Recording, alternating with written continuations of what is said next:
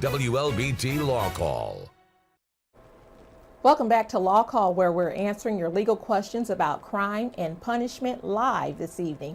Joining me is host attorney Seth Thompson and our guest attorney Michael Corey, and we're going to kick things off with a quick email question here, and that question comes from Pat. Pat says, can you explain probable cause as it applies to searching your car during a stop?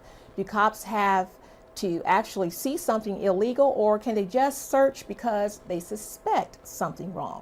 So Seth, I will let you respond. You want to Yeah, I mean, well, this would be a great question for Michael to jump in on, because I think he's handled so many of these. Michael, you want to jump in?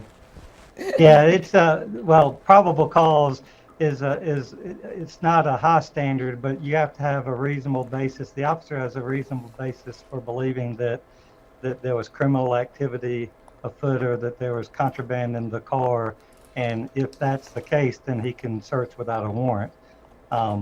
Otherwise, he should go get a warrant before he can be allowed to search the car. He's got to be able to articulate a specific basis for the search. It's not the highest standard, but it certainly it's more than just a suspicion. Okay, well, thank you so much for that response. And back to you, Seth, real quick though. So let's say if there's been an accident, I'm hurt and injured, and the police are on the scene.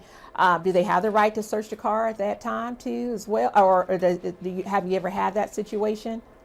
I've never really had that situation, but I think it's going to be the same standard as Michael just explained. So regardless of whether anybody is hurt or not, the same legal standard concerning probable cause that gives the officer the right to enter the vehicle or enter a home or wherever the injury occurred is going to remain the same. They have to be able to articulate some sort of reasonable suspicion or go get a warrant.